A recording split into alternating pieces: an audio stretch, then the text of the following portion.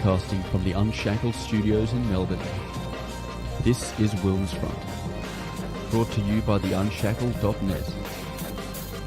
Now here's Tim Wilms.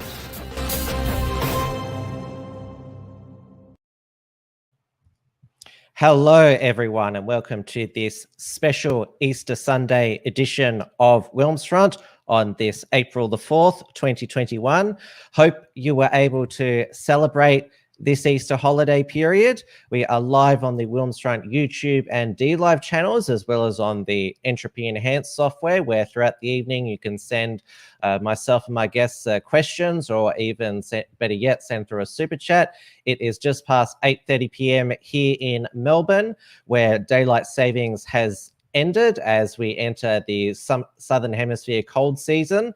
So it's starting to get, well, dark here in Melbourne at around 6 o'clock now. So it certainly feels like we're entering winter, hopefully a normal winter that we were previously used to. Now, it was good that most people in Australia could enjoy as normal an Easter as they could. For those of the Christian faith, I'm glad you were able to attend in-church Easter services this year after missing out last year.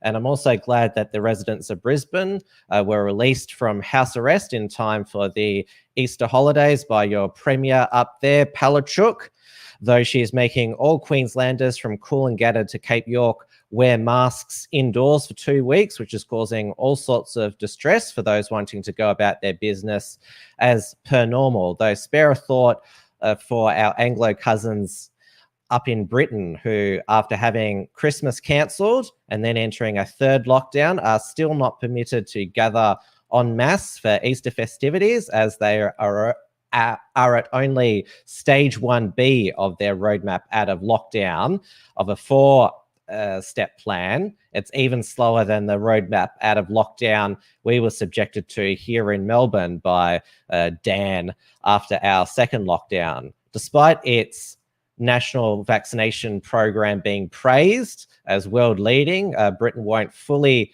reopen until at least June. Since March last year, it's been a year of a government-imposed national destruction in Britain, imposed by its alleged conservative government, who have followed the Chinese coronavirus police state lockdown model to a T, which has had the effect of turbocharging the British economic and cultural decline. Nationalists and freedom lovers around the Western world have been some of the leading activists and advocates against this destruction. Arguably, the leading nationalist organisation currently in Britain is Patriotic Alternative, which was founded by Mark Collett in 2019, which has evolved over the past year to not just be a political activist group, but a community for traditional Brits rediscovering traditional British pastimes. My guest tonight is James Goddard, who is the regional organizer for Patriotic Alternative in England's Northwest, previously as one of the leaders of the Yellow Vest protests in the UK. Regular viewers of WilmsFront will know that I'd planned to have James on the show at the end of 2020, but it didn't work out at the time. But the stars have aligned for a special Easter Sunday show, so I'm glad James is finally with us tonight. James, welcome to WilmsFront.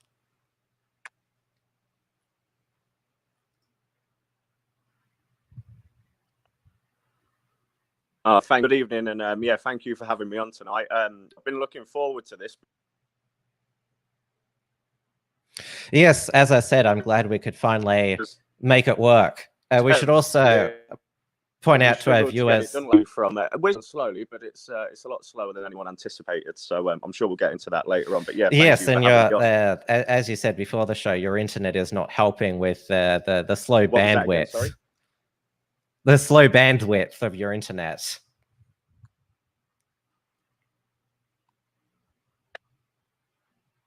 Yeah, no, the internet. Yeah, the slow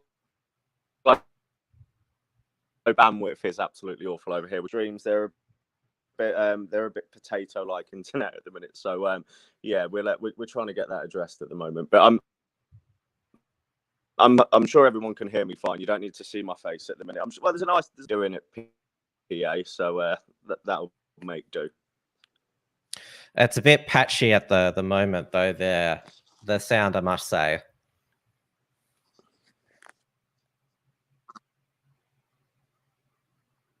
One of my commenters says too many echoes in the way. Give me. Is it better now?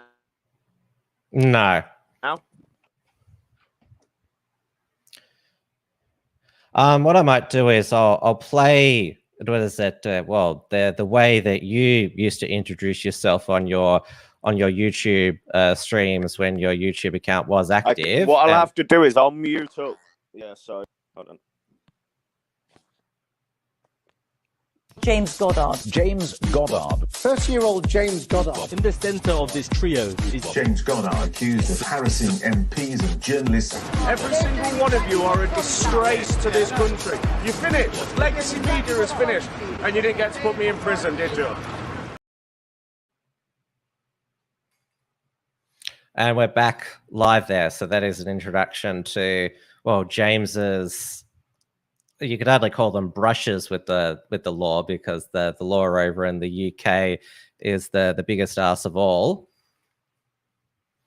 James was taken to court first for calling a politician a Nazi, and then saying some mean things about an independent journalist.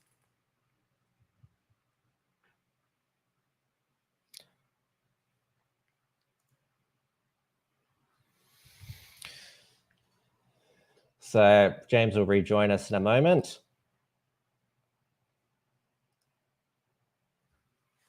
Just bear with us. Bear with us for a moment. James is just logging on back now.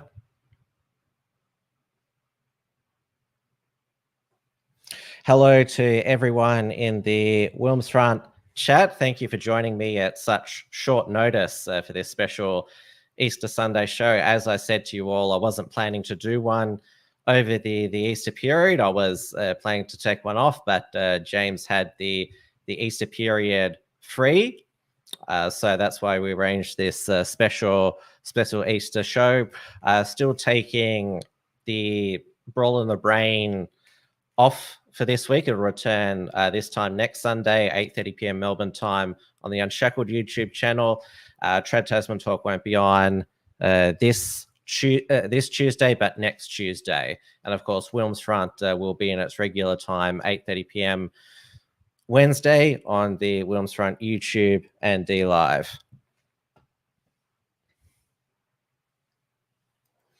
So as I mentioned, over there in the UK, they've got they're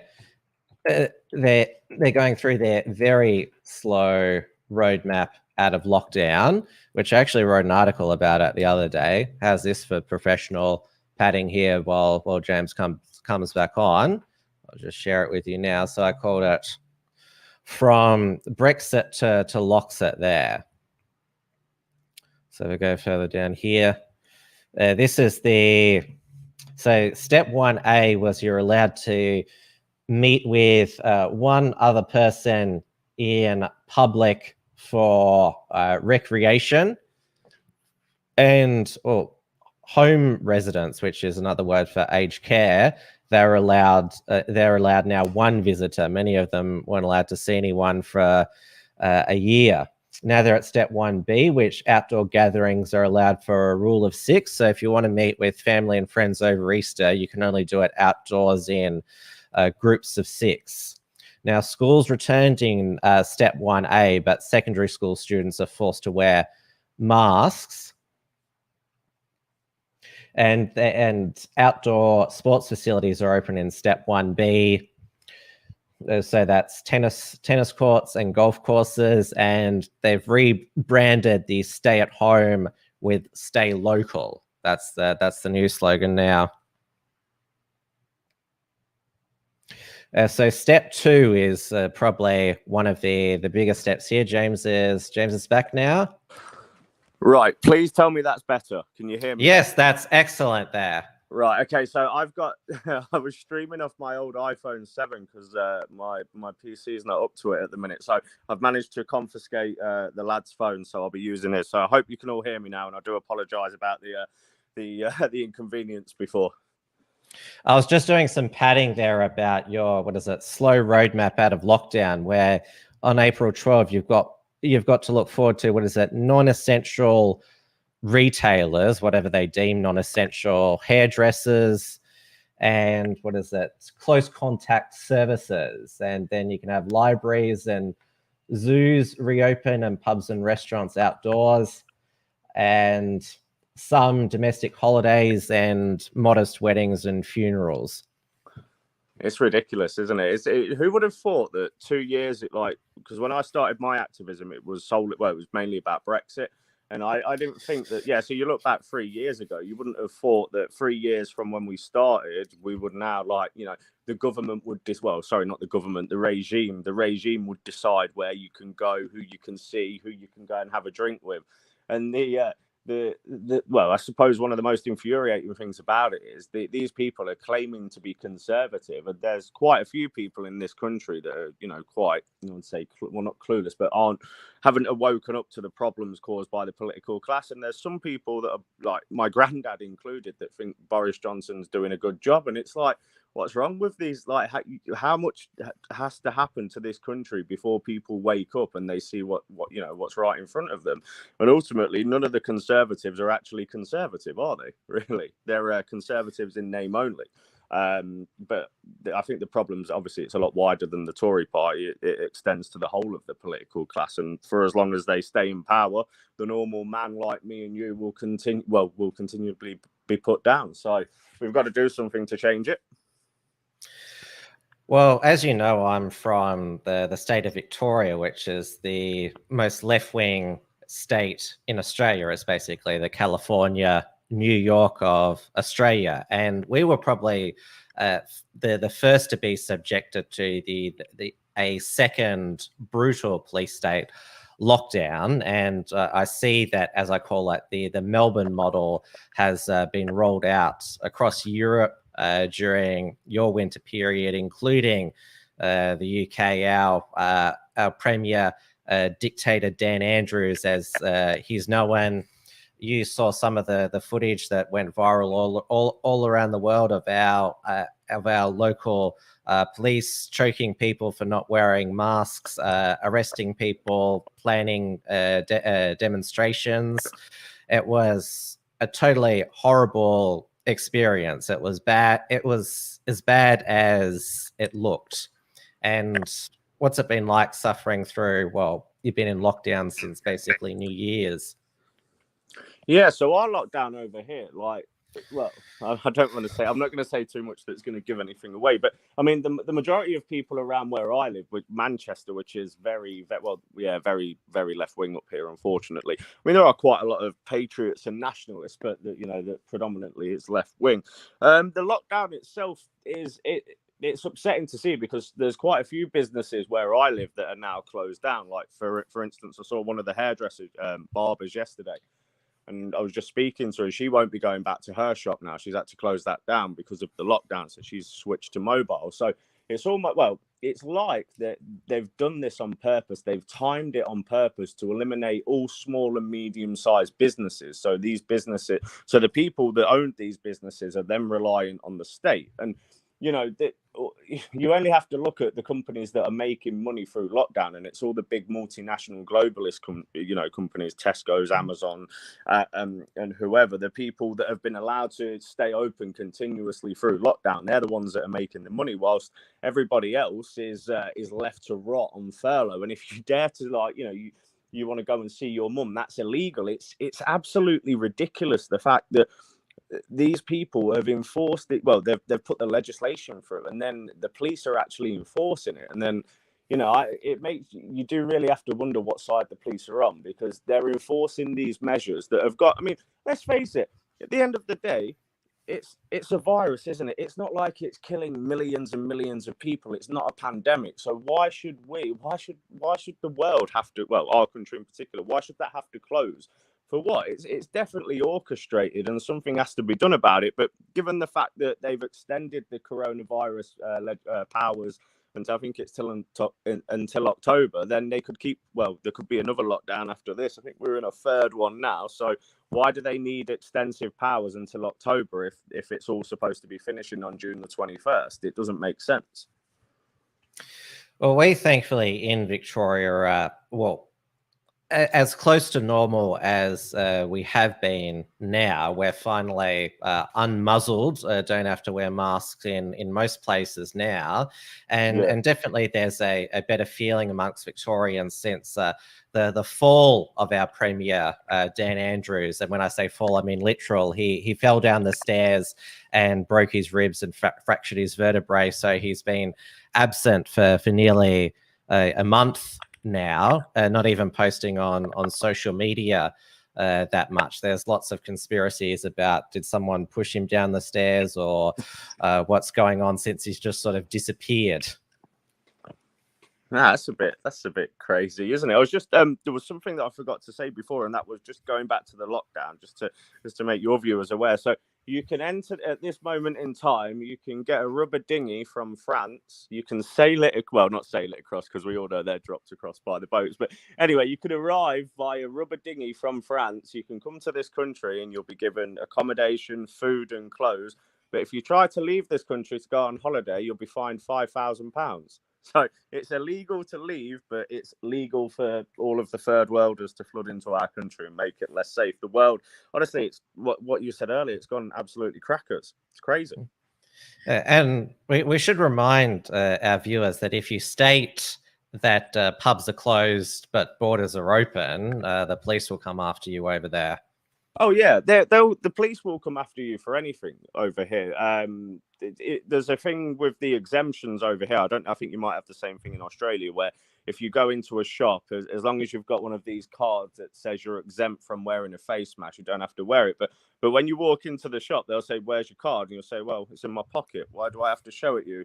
You're not, you don't need to know what my exemption is." And then they start to kick off with you from there. So what it's done basically is I feel that with constant attempts from the Tory government of telling people, right, snitch on your neighbours, report these people if they're doing this. Basically, it's like we're transitioning into a North Korean-like state where, because I've seen documentaries on North Korea where they hold weekly meetings where they encourage the members of the community to grass up other people, and that's essentially what Boris Johnson and the Tories are doing now. Because you need to report your neighbour if they've got 3 or 4 people around. It's absolutely ridiculous, and it's also, I think that one of the most infuriating things about it is there's a lot of people that suffer with mental health problems that are being absolutely tortured with these lockdowns due to the fact that they're not seeing family members.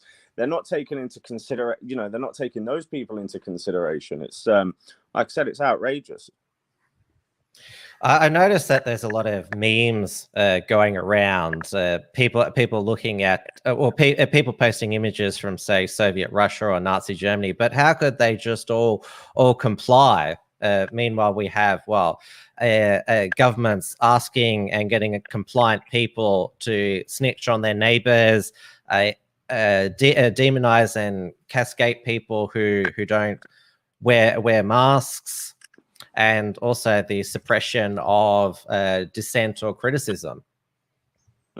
Well, this is the thing. These people, obviously the government are putting the regime are putting these measures into place, and people are just going along with it because they've created an environment where people are scared. So if the environment's right and people are fearful, then they're obviously going to listen to what the regime say. But they did all of this with Brexit. They were fear-mongering over Brexit. If you vote for Brexit, World War III is going to break out. There's going to be genocide in Europe and all these things that never happened.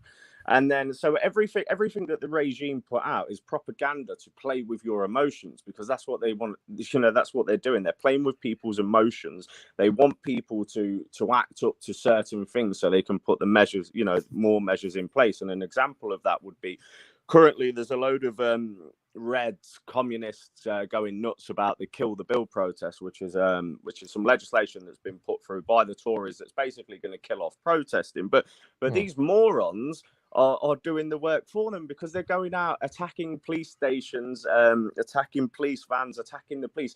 If you're going out doing things like that, then the legislation is going to get rammed through. But then, of course, we all know that Antifa and all of these people, they're nothing more than foot soldiers of the globalists.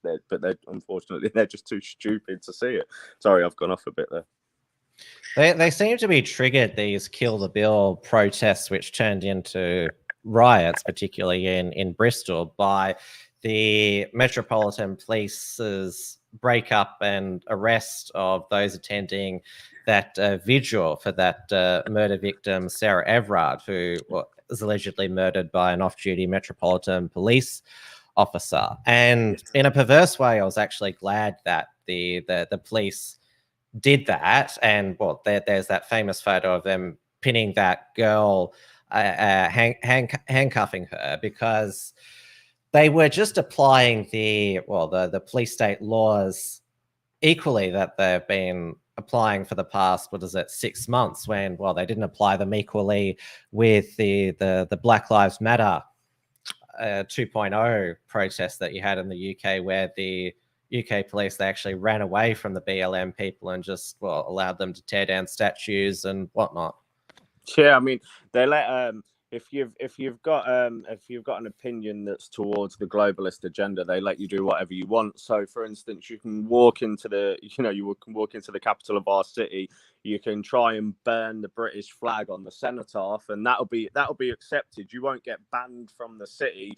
It's absolutely outrageous, the double standard in this country that exists in regards to protesting. But it's always been like this. And just going back to one of the comments in the chat, I feel myself that having wasted so long on Brexit, I feel like it was put there on purpose as a diversion away. Because if you look since Brexit, what's happened, everything's started to accelerate. And now, I mean, I think racial politics in particular are at the forefront now, especially in regards to Black Lives Matter, because I think what they've essentially done is they've helped wake up a whole load of normal people that usually wouldn't have woken up. And the point is, why can you have groups running around Britain screaming Black Lives Matter, yet you couldn't march down the street shouting White Lives Matter without drawing the attention of the authorities or counter-terrorism? So why is it okay to put another group's interest above your own group's interest? It's outrageous, infuriating at times. Well, there was the British guy who lost his job for arranging to fly a White Lives Matter banner over a Premier League match in Bolton. Oh yeah, Jake Heppel. Yeah, I think his girlfriend lost her job as well. But that's what it's like in this country. As soon as you stick your head above the sand, then our enemies will come for you, and they won't just target you. They'll target your family members. They'll target your friends. They'll go after your employers, and they will make it so that your life is so incredibly difficult to lead. But that's what they want. They want us all unhappy and demoralized. So when we're able to build communities and go out there and partake in activism that is for the benefit, of our people, which is what we've been doing over the past, since I've been at PA now since January, but we've done some fantastic community building work this week, which I'm sure. Shall I go into it now, or did you want to save that to the end of the show?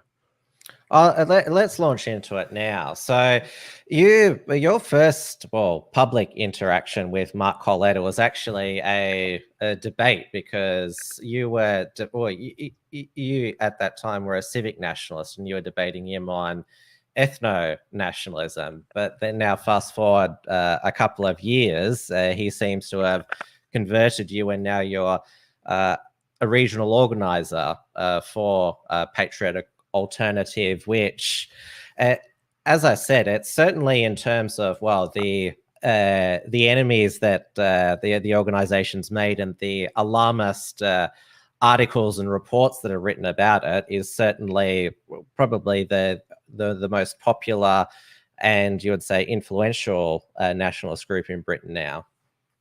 Yeah, definitely. I'd say that I'd say that we're definitely growing stronger. We're active in every region now as well, and we've also the work that we've been doing in the community has been really good. So obviously, I mean, I'm going to just explain it here. I'm not of the fittest physique of the minute. I put on quite a bit of weight, so I've been going hiking with the group as well, which has been really beneficial because it is getting me fit slowly but surely. We're getting there. So as well as hiking, what we've been doing is we've been going out delivering leaflets. So we've got 2 leaflets that we've been delivering, which is the End the Lockdown leaflet and also White Brits to Become a Minority by the year 2066. So we've been delivering those. And we came across, so we went to a small village in Cheshire last Sunday. We were delivering some leaflets and we came across this elderly lady. Now, her friend had been mugged and it was literally yards from her house. It was just up in an alleyway. So we got speaking to her and she gave us a bit more information. She told us that it had been reported to the police and council, but nothing had been put out. So we put out a social media post just asking people to email into the council, asking for them to take what the senior citizens were saying seriously and for them to install CCTV or for them to block off the alleyway. So we put that out on Sunday the 28th. The next day, the police, a handful of police, then put out a picture of the mugger saying, if anybody's seen this man, we want to speak to him. I got an email back from the council on, I think it was the 30th or the 31st, stating about the police putting the picture out. And I thought, okay, so we'll go back to the couple's house tomorrow and we'll go and give them some tea. We'll go and have a chat with them. So Laura, she's the deputy leader. She sent us some Grandma Towler's tea. And we took it back to the couple and they told us that the guy had actually been arrested. We showed them the email from the council as well. But the point is, if we hadn't have gone to the effort of putting out a post on social media, encouraging people to email in, then the question is, would the police have put the information out as quick as they did? Because we did that on the 28th. Within 24 hours, there was a picture of the mugger circulating. So it's, why did it take them 4 or 5 days to do it? So I feel that's been a really good week because we've been able to, help a couple that have felt scared and alone in their own home, and they shouldn't be living in fear. Our senior citizens have served, they've worked hard for their country. They've paid their taxes. They've worked all their lives and they should be enjoying their retirement. They shouldn't have to worry about being mugged as they go down to the local shop. So that's the kind of stuff that we've been doing. So that was really pleasing to put a smile on the face, basically.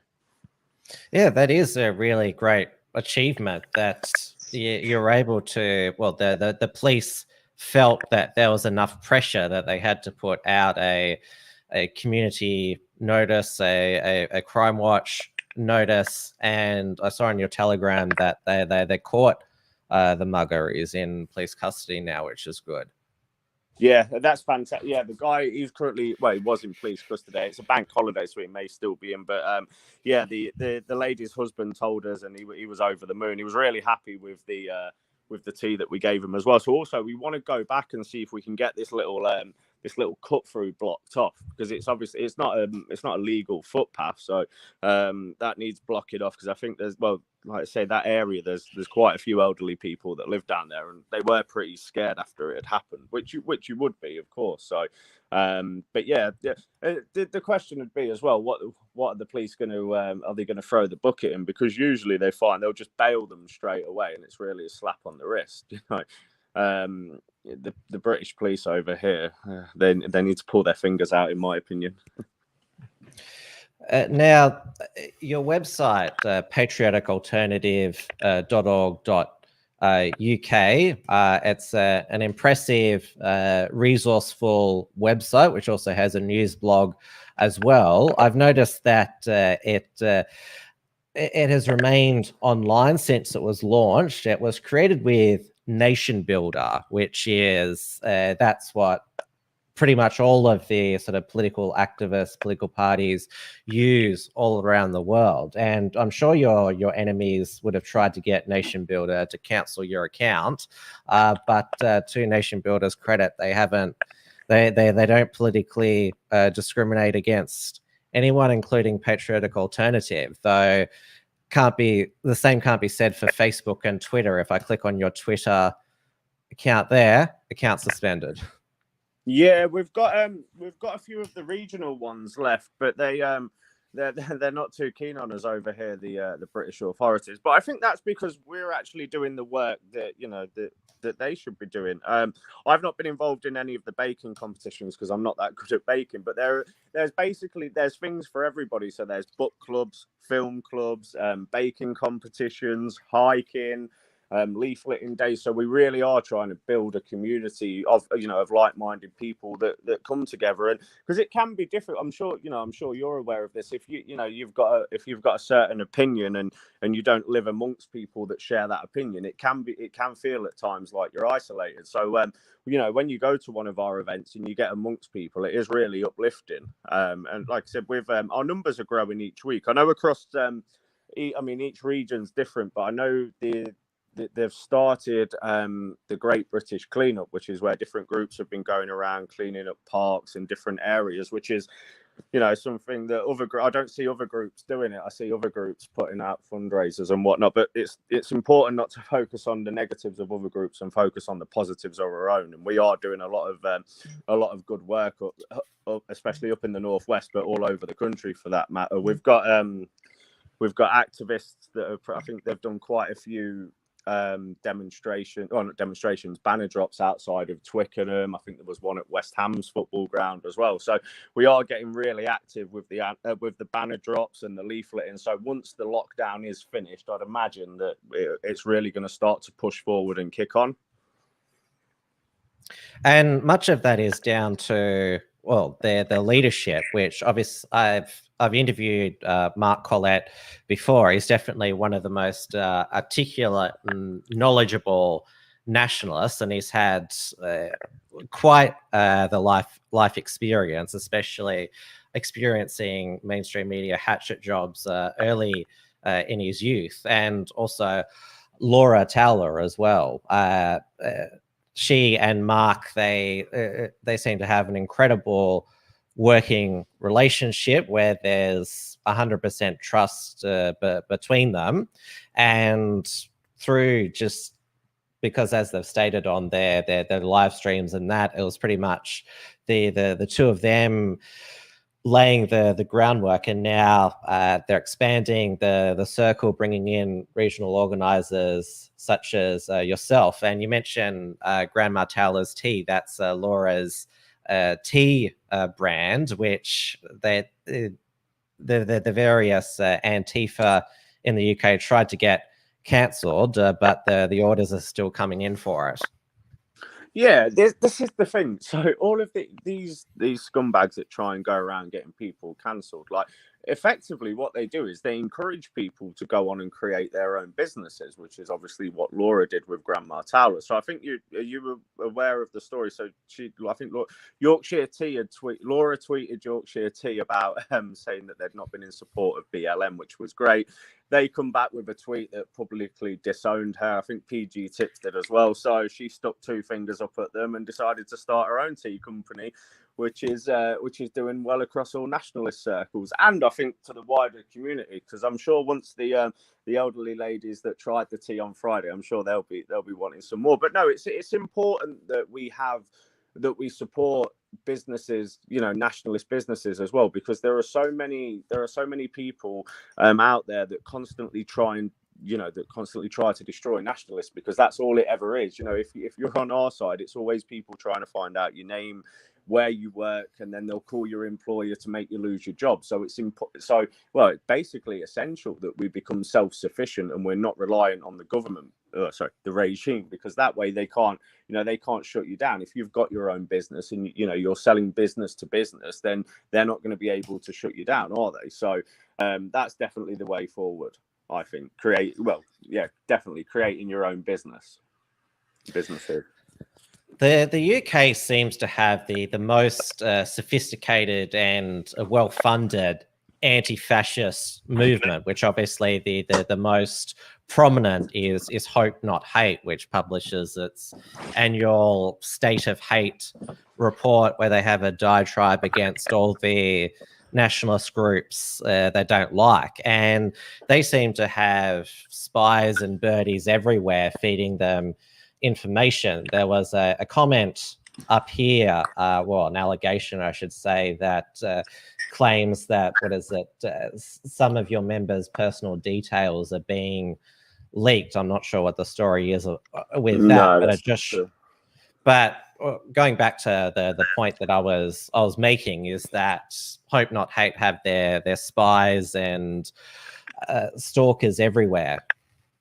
Yeah, Hope Not Hate. There's the talk about Hope Not Hate, the government-funded organisation that I think. Let's face it, Hope Not Hate. The only people that pay attention to Hope Not Hate are, people that are actually involved in politics. At the end of the day, there are vetting procedures in place across all organisations, and I would say to anybody that questions a vetting procedure, I'm just going to give you an example here. So, I myself could be at risk of being attacked at any time. If I'm going to go and put my time, money, and effort into an organization where I'm going to go out and do street activism and banner drops, then I want to know who the person is that stood next to me, because everybody knows my face, my name, and where I live. So if people want to, if they want to get involved in activism with me, then I'm sorry, but I need to know your name. I need to know where you live. And I need to know who you are, because ultimately I don't want to be standing next to somebody that could plunge a knife into my back, or I don't want to be standing next to an undercover police officer. So if organizations didn't have security and vetting procedures in place, then I'd question the organization, or I'd say that they were inexperienced. But no, vetting is essential to ensure that we have the right people around us. And James Goddard is your real name.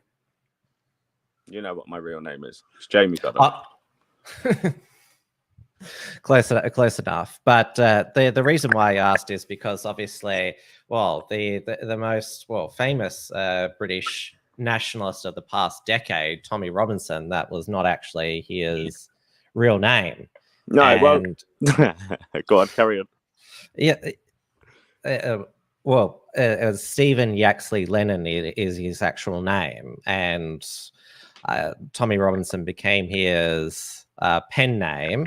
He seems to have completely disappeared now, it seems, after, there was a lot of allegations about misappropriation of funds, that he was too close to the Zionist lobby. I logged into, tr.news just before, in my preparation for my show.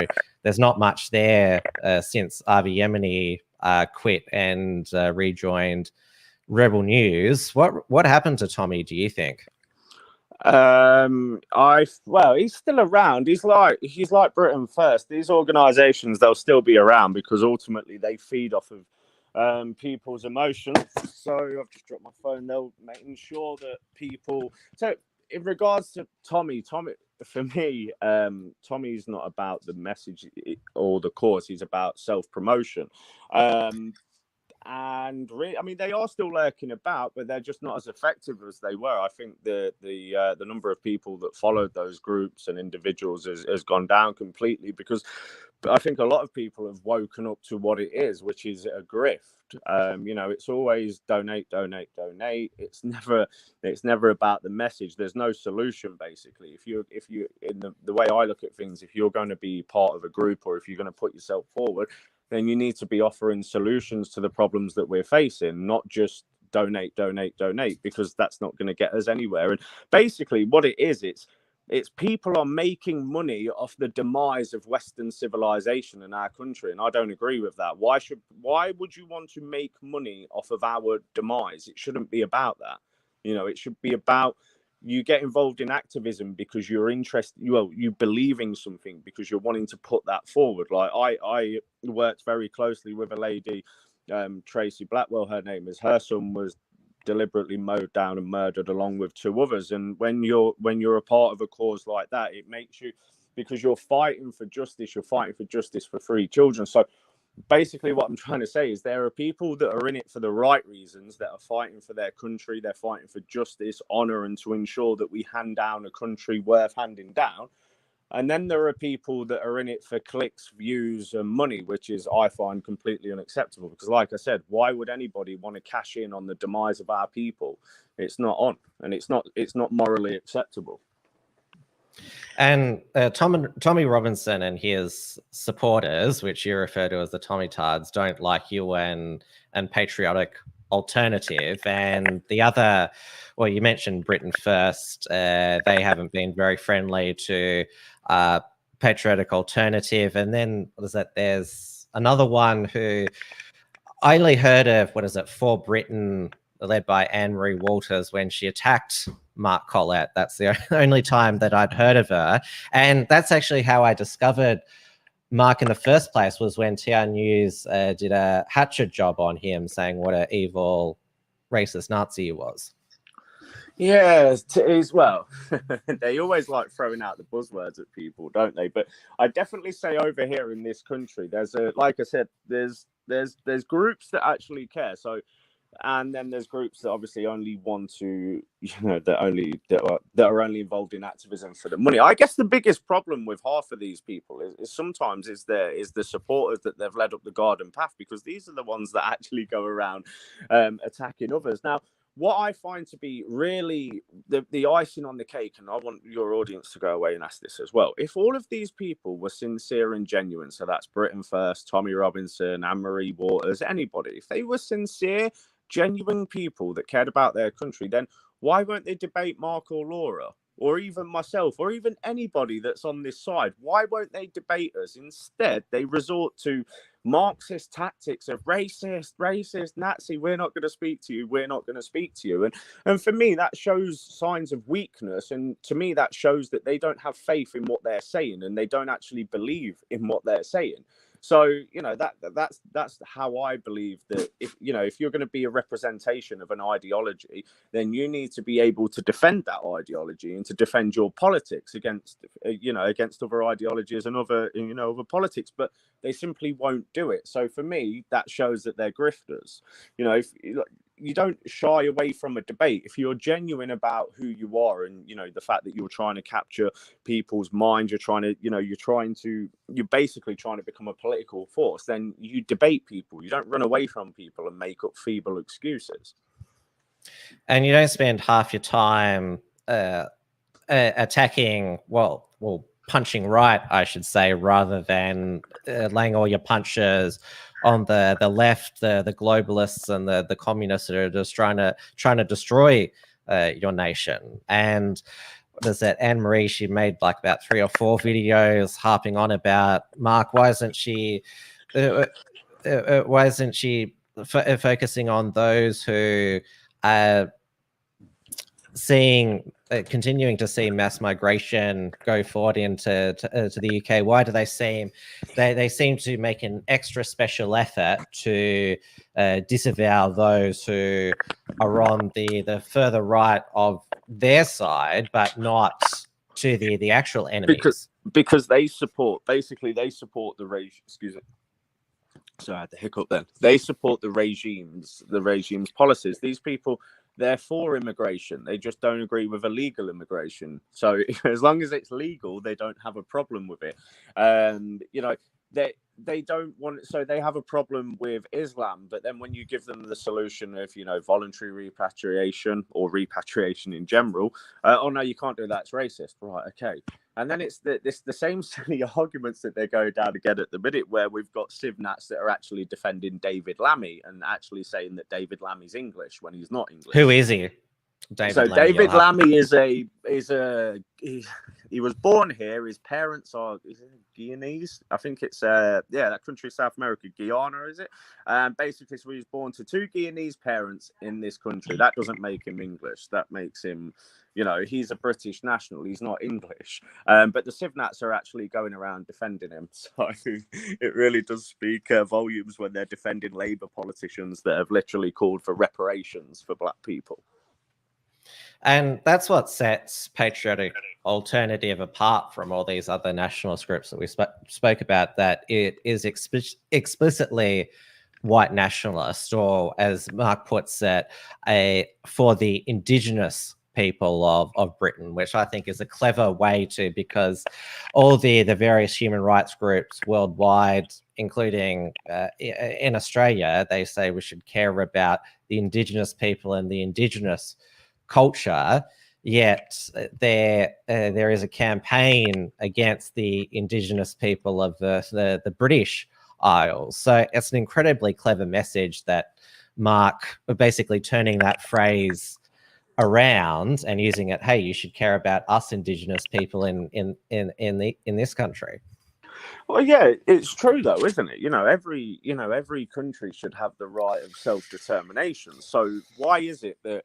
Because they tell us all the time that British people, they'll go, when you say about the British people, they usually go into an argument of, well, the British people don't exist. Then it's, well, what are you, a Celt, a Saxon, this, and it's just Anglo-Saxon. It's just every argument that you put forward to these people, you might as well just be talking to a brick wall, because they're not, well, it's not that they're not interested. I don't think they're able to grasp it. But yeah, so I any organization that puts the interest of the Indigenous people of this country first, definitely, we've got to get behind it. And that's one of the most important things, isn't it? Because we wouldn't want, as a nationalist, I wouldn't want a world where every country's the same. You want every country to be different. It's different cultures, different languages, different histories, and that's what you go on holiday for, isn't it? To go to another country, to find out about another culture, to explore their history. If every country's the same and every country's got the same culture, then it's just global. It is globalism, isn't it? And that's what they want. And ultimately, each place should be different. Everywhere should be different.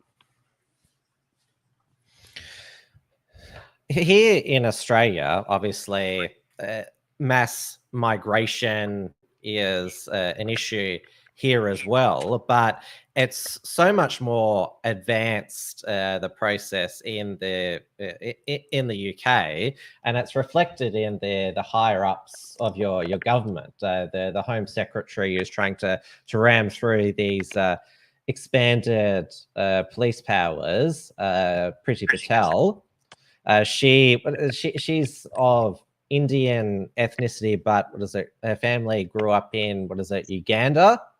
Yeah. And your current chancellor, which is the equivalent of treasurer in Australia, Rishi Sunak, is, as the name says, Indian, and he took over from the previous chancellor, who is Sajid David. And in Australia, although it's very lamented by the left here, our cabinet ministry is 100% white. We have in our parliament only 3 non-white MPs, and 2 of them speak with Australian accents. So even though you have Boris Johnson as well, as the Prime Minister, looks very British with his blonde hair and that, underneath it, the government is very much you'd say multi-ethnic government.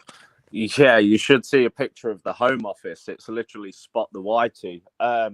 It's something that I think is actually very dangerous, because technically we've got an Indian that's in charge of immigration. And also, how is she even allowed in her position? I mean, she got sacked previously for secret meetings with Benjamin Netanyahu in Israel. So how she's managed to get back into political office is another question. But no, we've got, if you look at politicians in this country, especially if you look at local council level, there are a lot of these people are not ethnically British, and ultimately that, for me, like I said, that is a problem, because they're not going to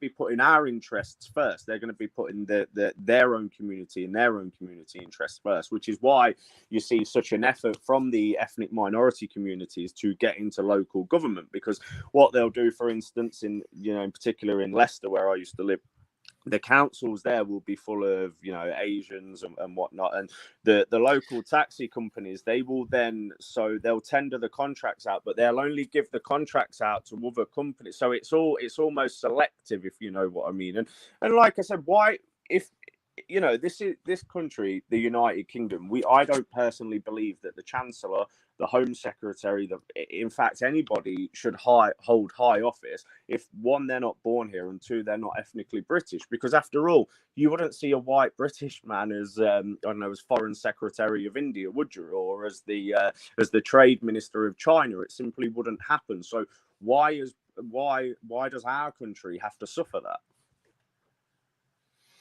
As I mentioned here, it's our federal and state governments, for that matter, are still predominantly white. And the thing about the non-whites that we have in our governments, they are, you would say, integrated, assimilated, the fact where you wouldn't question their loyalties at all. And this is the difference between limited immigration, where if you're from a different ethnicity or culture, you're basically forced to assimilate to that culture. Where mass migration, it's pretty easy for groups to form their own enclaves where they don't even need to learn English, but just basically live in their own country as basically a suburb of your country. Yeah, and another example of that is if you look at, there was some recent protests in Yorkshire.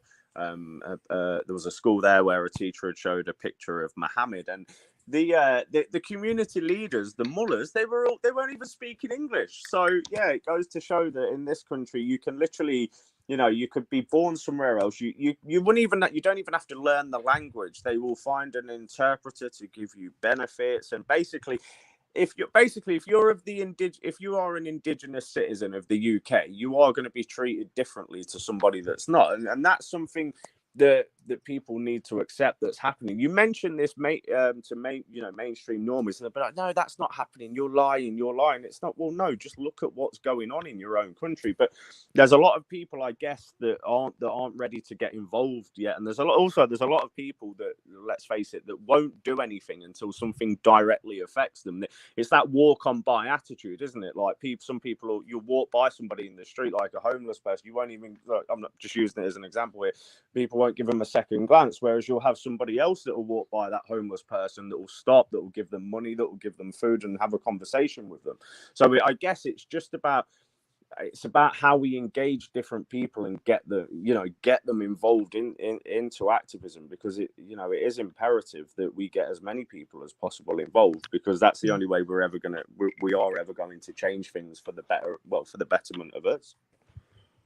And probably the most scandalous aspect of mass immigration and forced multiculturalism in the UK is the grooming gangs scandal and cover up. And I just want to clear something up. When you refer to Asian people in the UK, you're normally referring to Pakistanis, those from the subcontinent, because in Australia, Asian means Korean, like Chinese or Vietnamese or Thai or Filipino. Yeah, I mean, when they say Asian, they usually say Asian in this country if it's a Muslim that's raped or murdered someone. If it's an Indian, they'll make a point of saying that this person's Indian. But usually in the way that it goes in the British press over here, if it's a Muslim, it'll be Asian man. So yeah, that's how they describe them. We don't have that. But when it comes to the weasel words our media use when it comes to, because we have a problem here in Melbourne with African youth crime, those mainly from South Sudan, they're referred to in our media as youths, not as, or they might say at the end of the report, the attacker was of African appearance, but it's normally youths. So, for example, there's talk of a youth crime cover-up by the Victoria Police in our Bayside suburbs of Melbourne. You get what I mean? No, yeah, I understand. It's the same. It's the same that, obviously the same that they use over here, and also just as well, because there was something about the grooming. There was a not a British politician. There was a Pakistani politician over in this country called Naz Shah. Now, she actually came out and said that the victims of the grooming gangs should keep their mouth shut for the sake of diversity, and yet she's still in her position. She's not been sacked. She's not been forced to resign. She's not been hounded by the press. She's not had people turn up at her house. Yet she's allowed to openly say that heinous thing to victims of grooming gangs.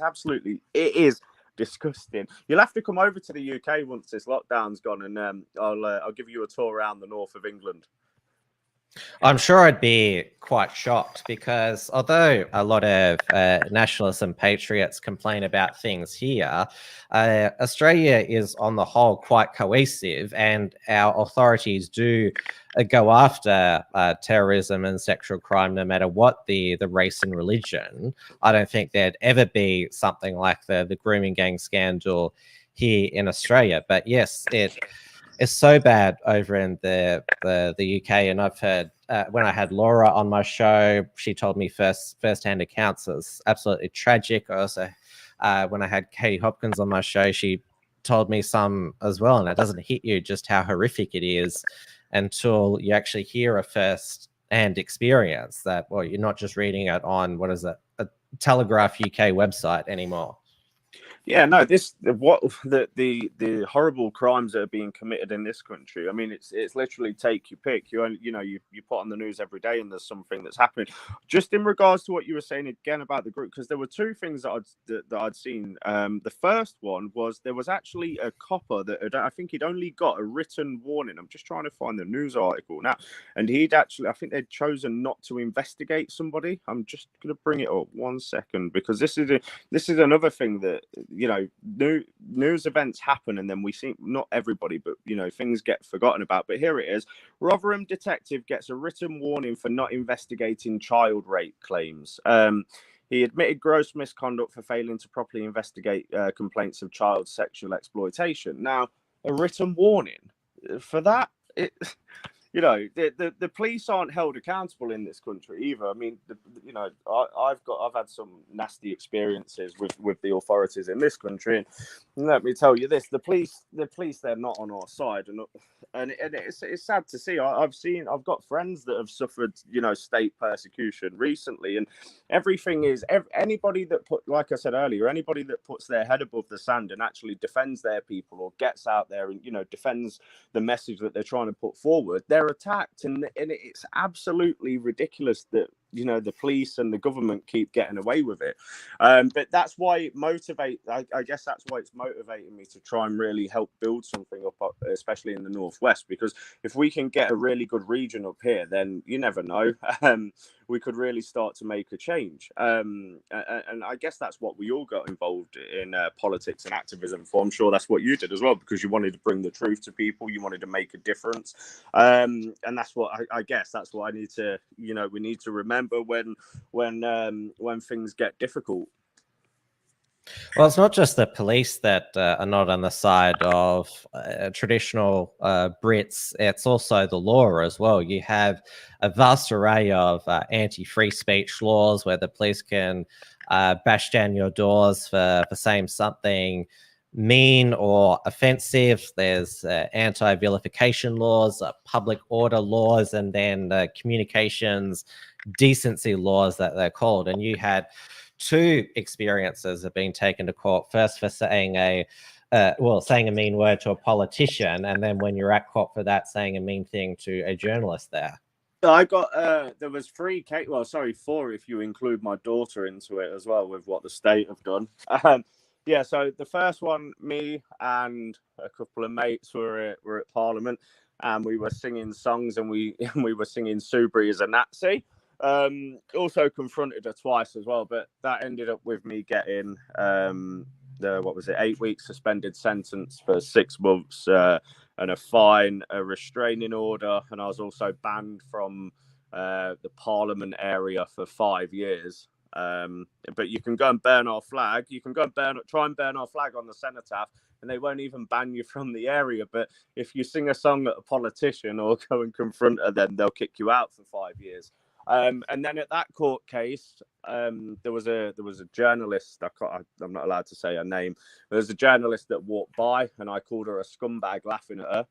And I was I was convicted. When was that? Last year, because it only just went to court. Can I put the story on the screen? Is that can I do that?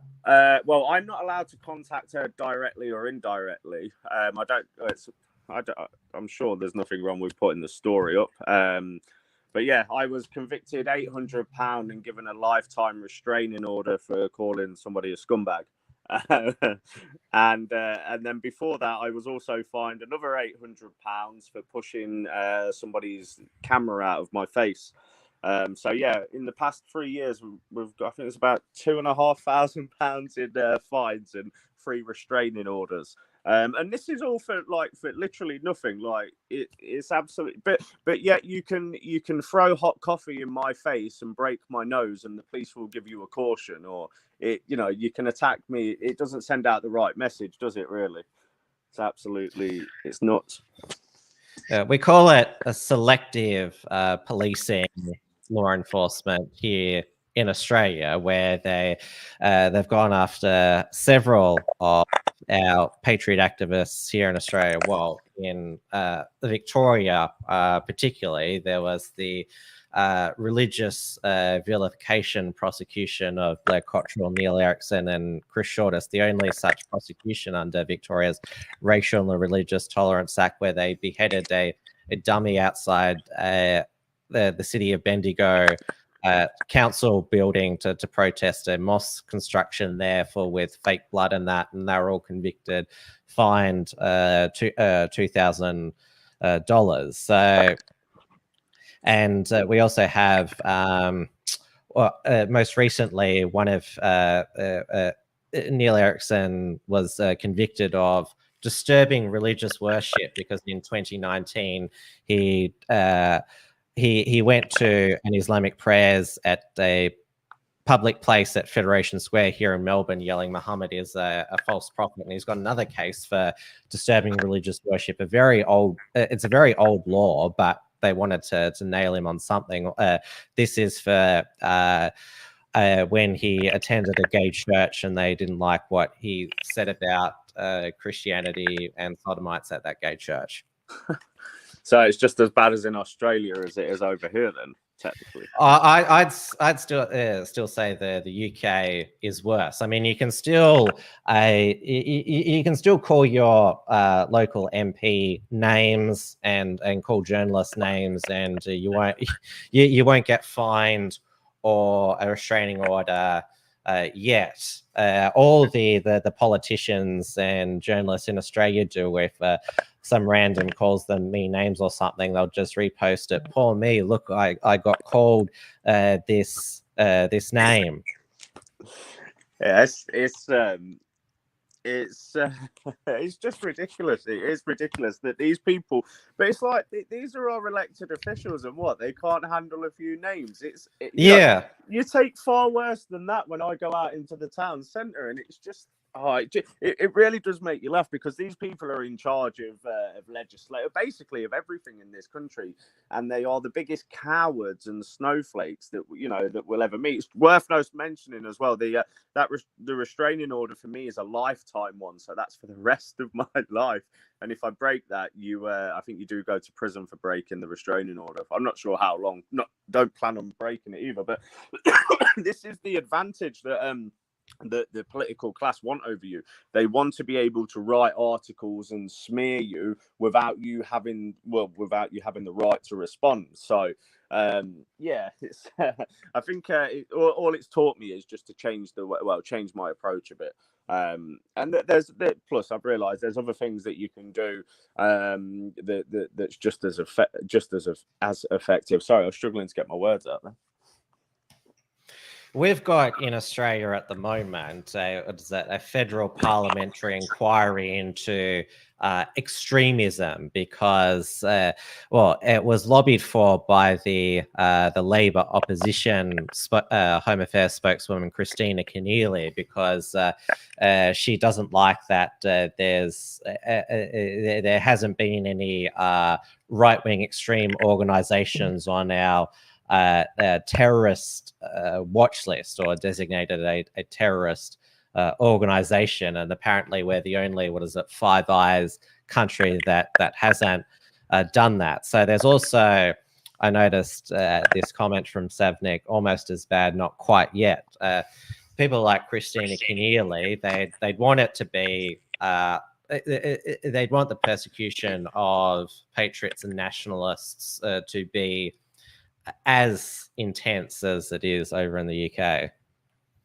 Yeah, it's something that, well, you definitely don't want that coming to Australia, but if, essentially it will happen at some point. It's, I guess, I'm really, because I want to know how can we defeat the political system that's engineered so much against us? Or are we effectively going to just be, these voices for the next 40 to 50 years, or are we actually going to see some change? And I mean, because when you look around and you look at these different organizations and groups, you have to wonder how the Tories and Labour have kept in power for so long. Is obviously finance, because they're heavily backed. So without finance, how can we push ourselves into the mainstream political arena? Because other than that, if you look at organizations, I think organizations like UKIP as well, they were quite successful, but I think they get 4 million votes and they didn't get one seat.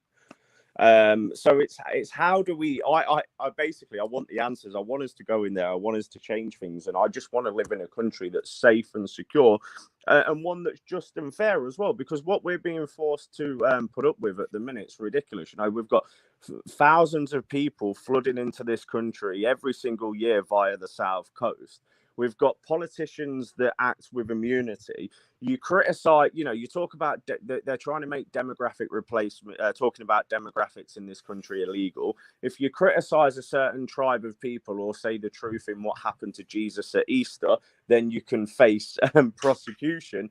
Literally every avenue, they've got every avenue covered. So like I said, it's sometimes like you're going round in circles. You go positive, you go negative. It's just I guess it's the political journey that we're all on. Well, the way I look at history, and it took the people of Eastern Europe around 44 years to raise the shackles of communism. And if you look at nations like Poland and Hungary now, they have a strong nationalist revival with strong nationalist parties in power, and the politicians actually join the patriotic marches. It's incredible to see. I remember our ABC in Australia, which is the equivalent of your BBC, both in political bent, they did this foreign correspondent story about the rise of hateful nationalism in Poland. Like, look at how horrible all of these pro-family anti-immigrant policies are. And I'm seeing like the Independence Day of Polish rallies with the politicians joining in, and I'm like, that's beautiful, that's not horrible. Yeah, no, me and my friends, we went to Poland for the 100th anniversary of the independence, and that the march was absolutely amazing. I've never seen so many flags in my life, and every single person there was proud and patriotic. And they're well, mind you, they've been through a lot, the Poles haven't they? And yeah, like I said, I think the countries that have suffered directly at the hands of communism, these are the ones that we need to be looking at and saying, come on, look, we can learn a few things from you lot. Because, like you said, what is wrong with having policies that are anti-immigrant, pro-family and anti-LGBT? To me, that's just normal. These are the kind of policies that we should be pushing. So obviously the media are always going to speak negatively about nationalism until we actually win. Although I think there's a few media outlets that are starting to be put out there, but ultimately they're all controlled anyway, because they'll only talk about so many things. They'll only get to a certain point, and then anything past that point is considered racist. Like, I think talking about demographics in this country, if you spoke to the average person in the street, I mean, some people would get on with you, but some of them, I'm talking like the younger generation, they'll be, oh, you're racist. England's anyone's countries now. This is what you get up in Manchester in particular. Like, my friend, he was stabbed in Manchester, and before that they'd gone out on I think there was a leftist rally, so they'd gone to counter it, and they ended up surrounded by a group of Africans, and they were telling them quite clearly, look, England's anyone's country now. So this is something that we're up against as well. But you know, you have to look at countries like Poland and Hungary and you know, essentially admire them, because they are putting their own people first, and they are standing up to the, you know, to the globalist regime, which is what we all need to be doing. But we won't get that in this country. Not a chance. You know, Boris Johnson's one of the biggest globalists going. He's called for the destruction of Christendom several times, and you only have to look back at his family tree to see where his interests are. So yeah, definitely a bit envious of Poland and Hungary. I remember one of the he appears on a lot of the Western media. Polish MP. I'm just looking up his name. Dominic. Yeah. When he went on Kathy Newman's program on Channel 4, and she's like, "How many refugees has Poland taken?" And he's like, "0." And she's like, shocked. What? You're proud of that? Yeah, because he said that they'd taken in 2 million Ukrainians, which they didn't have a problem with. But he said they're not taking in any Muslim refugees. But that should be the choice of the country, shouldn't it? You know, why should, you know, European countries be forced to take in migration from the third world? It's not beneficial to us, because all these people, they just end up relying on the state. The areas that they usually inhabit end up being high crime areas, drugs, violence, rape. No, thank you. But they're saying that I don't want a country full of Poles either. I just want the majority of people in this country to be from this country. And I don't think there's anything racist or extreme about wanting your country to be a representation of its people. And yeah, it's really as simple as that, isn't it, Tim? You mentioned that there's some non far left media outlets launching on the horizon. So there's GB News, which is going to be headed by Andrew Neil, who is, I would say, objectively one of the best interviewers in your nation. I mean, he destroyed Ben Shapiro when he appeared on his BBC program. That was quite incredible. And there's also News UK, which is going to be a News Corp news channel, which they used to own Sky News in the UK, but they sold it to NBC. So Sky News over there is no different from the BBC. Our Sky News in Australia is still owned by News Corp, but there's only so far a Murdoch media outlet or a one that's got an Ofcom license will go in terms of talking about issues. Yeah, definitely. Mind you, your Sky News is on fire, though. I was watching a few of their clips. The bold guy, how he was talking about Prince Harry and Meghan Markle. Alan Jones. Yeah, that's the one. Yeah, he's excellent, Alan, and he used to be a breakfast AM radio host where he used to have the old boomers who are his main audience. But since he's now on prime time on Sky News, with Sky News Australia's YouTube channel, he's reaching like the Gen Ys, the Gen Zs, and so his clips are going viral. He's close to 80 years old. But he's still as he's incredibly hardworking as he's ever been. Like, if you write to him, he'll respond, and doesn't matter if you're from Liberal or Labor. If you're doing a crappy job, he'll call you out. Oh no, but that's how it should be. That's how journalism should be, shouldn't it? They should be objective. They should be calling the people out that need calling out. But in this country, all the journalists are part of the political. Well, the majority of them are part of the political system, and hence they put the political system first. We have to remember that these journalists, journalists, lawyers, and whatnot, they are the daughters and sons of the politicians, of the political elite. So they're always going to be. Yeah, it's interesting to see. It's interesting to see on Sky News Australia how you have, and then you compare that to what we have on Sky News England. Kay Burley and mind you, I think yes, she is. I call her shrill Kay Burley because she just gets so triggered easily. And I'm glad that she got suspended for 6 months for breaking the lockdown she's promoting. Or was it the tier system? Before you had the lockdown, you had that shitty tier system. Yeah, I mean, she is not a nice woman. We spent a lot of time down at Parliament. So what we used to do when Sky News were broadcasting, we'd stand just below it and we'd start singing songs and we'd start interrupting the broadcast. So we'd sing Kay Burley is a liar. And whatnot, and just basically anti-EU songs, and that people would hear them on the news and everything, and it wound them up so much that they spent so much time trying to find out who we are, and then they made up lies like we were singing about them being sexually assaulted, and because they had Faisal Islam there, the political editor, apparently we were singing songs about Islam, which we weren't. It's like, if you're gonna put things out about us, just tell the truth. We were singing songs about you. We were calling you a lie. We were singing anti-EU songs. The journalists and the politicians don't like it when you take direct protest into Parliament, and they have to experience it because they don't like coming across normal people like us. They detest it. They're like their little bubble where they're told how great they are and how much of a great job they're doing for the country. These pampered politicians. They need to live in the real world. Which is why they take out restraining orders when somebody says mean words, as we spoke about before. But going back to, in the end, all of your journalists are part of the establishment, which I thought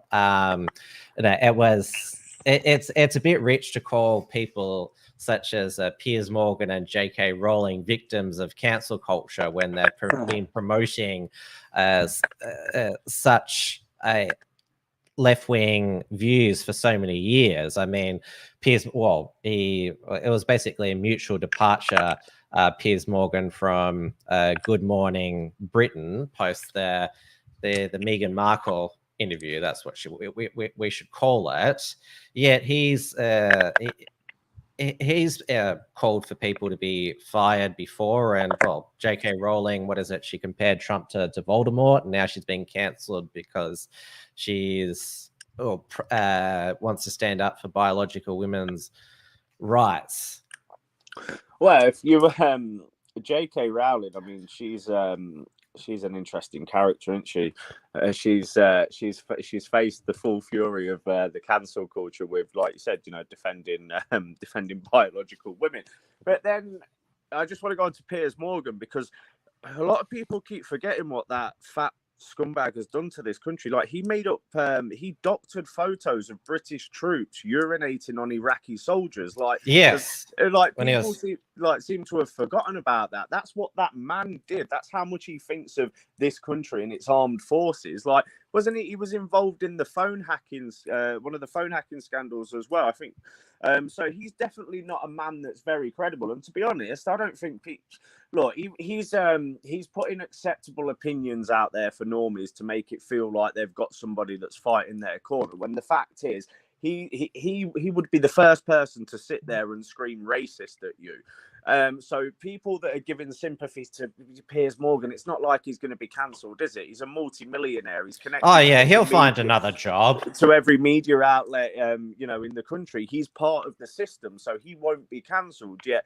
And let's face it, what's he get cancelled for? Because he said he didn't believe a word that Meghan Markle said. Now, I'm not a royalist by any stretch of the imagination, but it was always going to end up in trouble when you invited someone like Meghan Markle into the royal family. Firstly, she's not British, so she's going to have no respect for the institution or any of the traditions that it holds, first of all. it's definitely people are trying to compare her to Wallace Simpson, and that's just like, well, no, Harry was never going to be king. You know, you'd have to William, Charles, and his children would have to be wiped out. So you can't compare the two. But for the fact that he's lost his job for comments about Meghan Markle, it has to be expected. This is basically the culture that these people have created. Eventually, it's come full circle and it's bitten him on his backside. That's basically it. But he's not our guy. None of these journalists or media personalities are our guys. They put out an acceptable opinion, and anybody that has our opinions, they'll go, "Oh, you're racist. Oh, they're racist." It's like, no, we're the ones that care about our people, and we'll be putting the interest of our people first.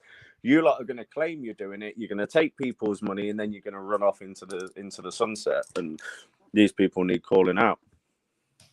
Don't forget that Piers Morgan, when he tried to break into the US TV market by telling them how awful they were for liking guns and liking their Second Amendment, and so that's why his show got cancelled on CNN. And was that Alex Jones famously told him, "Go back to where you came from if you don't like it," and he did. But going on back to Meghan Markle, as you said, you're not a royalist, but the monarchy is one of the most notable British institutions, and her just dumping on it, and of course saying how racist that they are, and the fact that Harry stood there and just let her say that, and he's the one that let her in. And the most disturbing thing is that, well, I'd say disappointing thing is that what Harry was known as the larrikin, the Chad royal, and look what's ended up happening. He's gone from fancy dress parties dressed up as a Nazi to now promoting what? He's gone absolutely. Do you know what the thing is as well? It's, if you look at like I said, I'm not a royalist, but if you look back at the history of our country, the kings and queens of this country, they've been very important, you know, and it's a part of who we are. It's a part of our identity, and to have somebody, an American, come over and basically like stamp all over it, it's like, well, she was never going to respect the institution anyway. So this was always going to happen. But then the royal family are doing themselves no favors by now, kneeling to these people by appointing diversity SARs and haven't they commissioned a report as well? Yeah, so why, they need to take hold of it and own it and say, yeah, do you know what? The kings and queens of this country, we are white, we are British. And it's the lies that were put out by Meghan and Harry as well. It was like, what was it?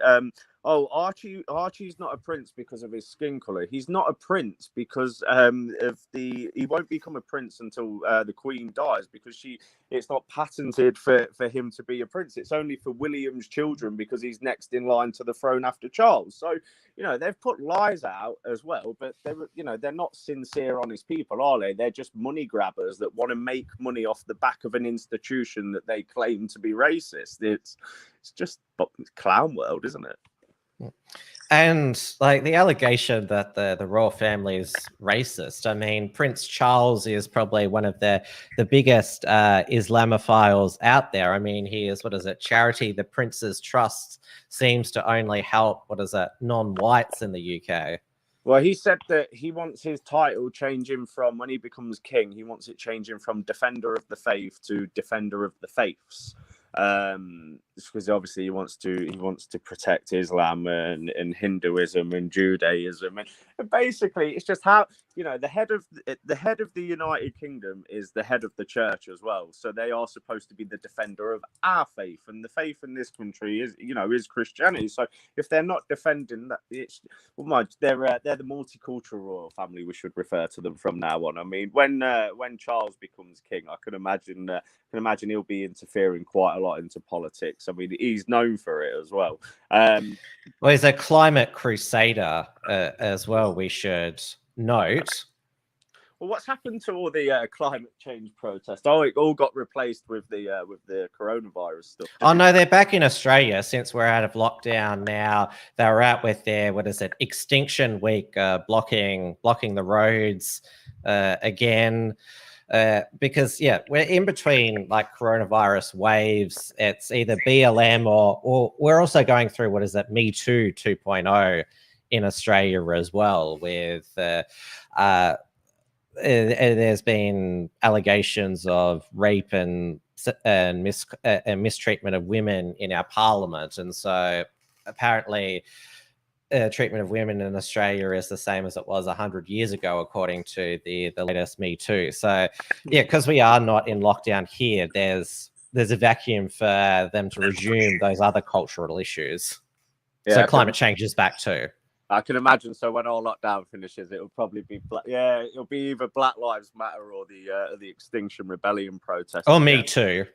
Oh well, I did read a few news articles last week where I think they were trying to blame. I need to go into it properly. They were talking about rape culture again at colleges, which is I know they went through that a few years ago in America, didn't they? With all those, well, not through that. I mean, with all the articles and the stories about it. So I'm sure we've got that to look forward to. But hopefully this lockdown does finish, because it is getting. I think, the majority of the country just wants to get back to normal, but definitely won't be having any of the vaccines that they're trying to force onto us. But mind you, we won't be able to go anywhere if you don't get the vaccine. But it's not for me. How about you, Tim? Will you be taking the jab? Well, thankfully, our vaccine rollout is so slow that it's going to be quite a while until any people of my age are going to be coerced into taking the vaccine. There'll probably be a new vaccine by the time we're coerced into getting it. This is what the mainstream media is talking about in Australia at the moment, how slow our vaccine rollout is, which I'm not, it's not really bothering me. The main reason we're so protected from the coronavirus here in Australia is because we actually have had the borders shut for a year. We're Fortress Australia. Nobody can leave without government permission. Only Australian residents and citizens are allowed to come back, and that's the only way that the virus gets out, through leaks in hotel quarantine. And so there's hardly any sympathy anymore for return travelers, especially because many of them are part-time Aussies. Like the two leaks that caused the Brisbane lockdown, one was a return traveller from India, the other from the UAE. Do you really think those two are really full-time Aussies? No, they're not, are they?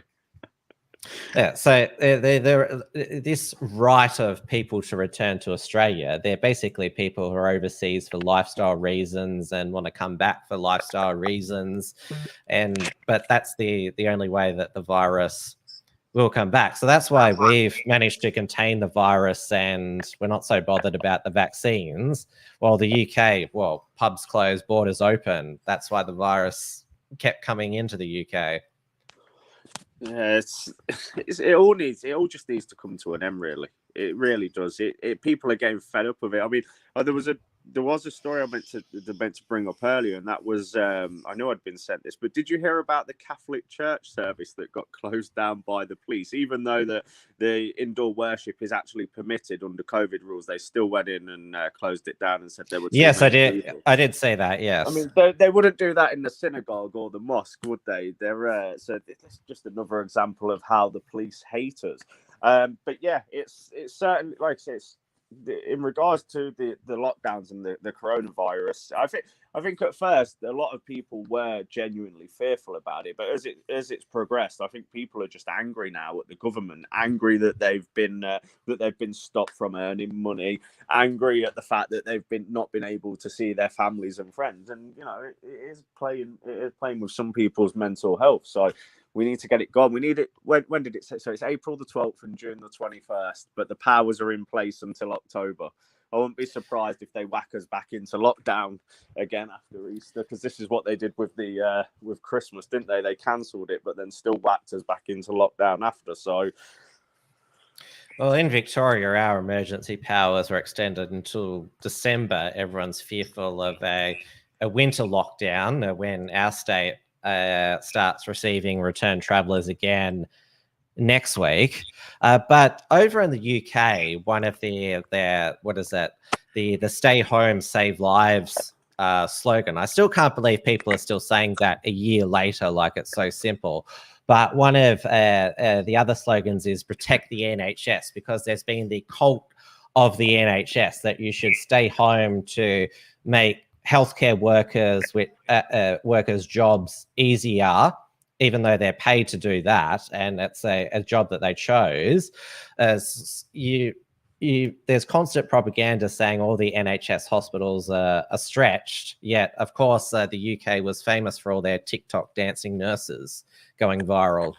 Yeah, it's another part of the propaganda where you had to go out. Well, you didn't have to go out on your front step. You were encouraged to go out on your front doorstep and clap for people that were already being paid to do their job. And who chose to do that job. Like, if you become a healthcare professional, like, you might know that there could be a pandemic where, like, or there could be like a terrorist attack where you've got to treat like lots of people, or a building collapse where you've got to treat lots of people. It sort of sounded like to me like protect the NHS, like basically so they don't have to do much work. Yeah, pretty much, isn't it? I mean, you know, there were nurses that were saying about how, you know, the hospitals aren't full of people. And yeah, I think there's more and more nurses that are starting to speak out about, you know, about the lies. But it's also the NHS that have been complicit in it all, really. So yeah, it's you know, I look at the healthcare system as well, but you know, the majority of them, they're all Labour supporting nurses anyway. It's just the whole world's gone completely mad. Nothing surprises me anymore. The world is just clown world, isn't it? Everything that's good is classed as evil. Everything evil that is classed as good, and everything right is wrong. It's just it's insanity and madness, and people have gone insane on the back of lockdowns, government lies. So, you know, hopefully more and more of the nurses will start to speak out and you know, start to expose the lies that have been perpetuated by the political class. Yeah, you can say that again. And I hope that, well, your roadmap out of lockdown is completed. And, well, that means Patriotic Alternative can have a few more in real life events. And you're trying to get registered as a political party, but you keep hitting a brick wall. Yeah, I think Mark would be the best one to speak to in regards to the registration of Mark or Laura in regards to the party.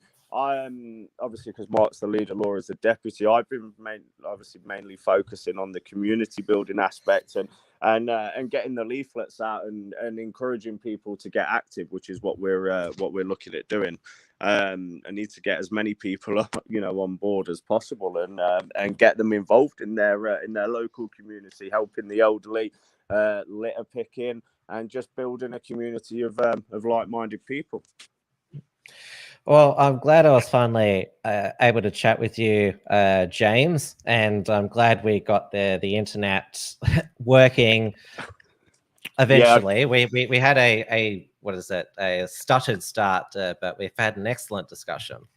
Yeah, my internet wasn't the best. I think it's actually my phone, so I will upgrade the phone. But no, I've really enjoyed coming on and having a chat. And once my channel is back up and running, you'll have to come over one night for a discussion. But no, I've really enjoyed it today. I've really enjoyed the questions that you've asked, and hopefully there's people in Australia that have got relatives in the UK, and they'll put them the way of Patriotic Alternative, and we'll be able to, you know, carry on building a community of people that are doing great things.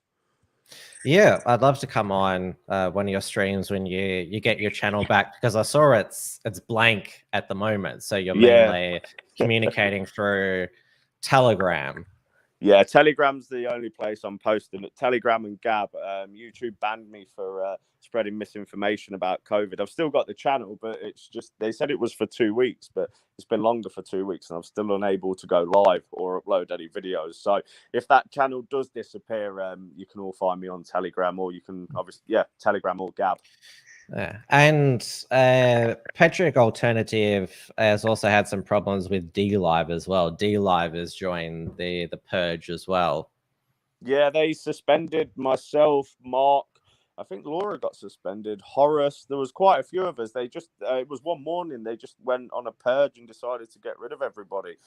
So yeah, finding a suitable platform sometimes can be quite difficult. I know you've got I think you've got Odyssey. There's free. Yes, that's hopefully launching live streaming soon. That's been quite excellent. I myself have given up on BitChute. It's just but I am enjoying Odyssey.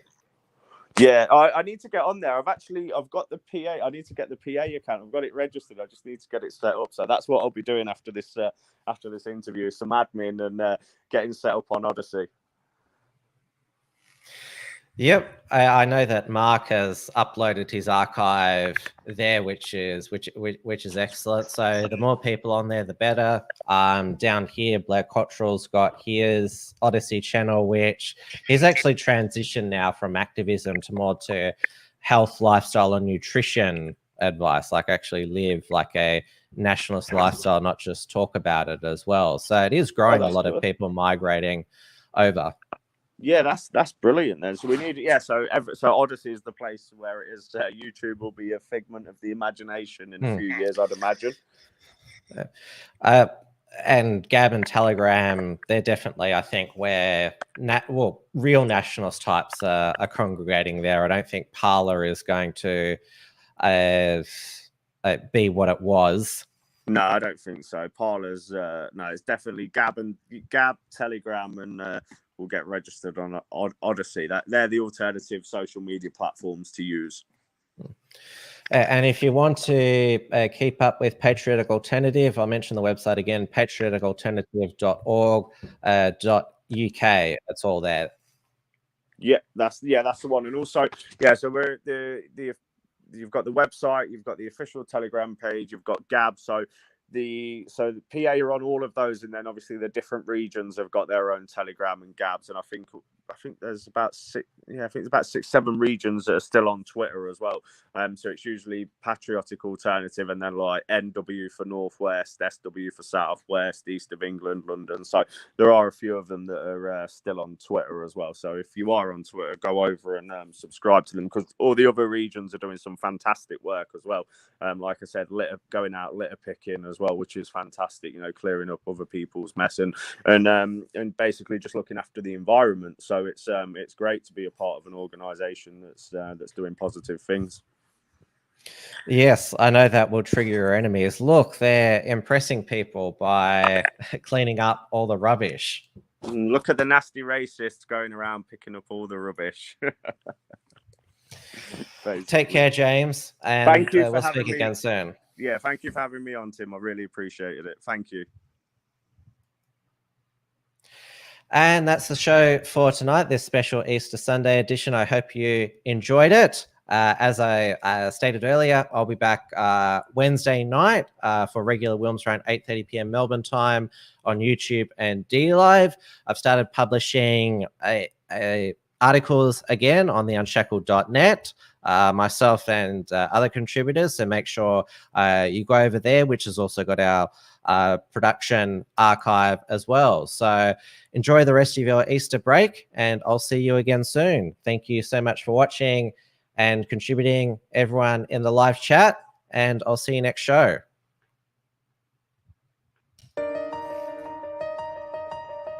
Thanks for tuning in to WilmsFront. Visit timwilms.com or Rational Rise TV to view the archive of episodes. And keep visiting the Unshackled.net to view all our shows, and to keep up with the latest real news and analysis.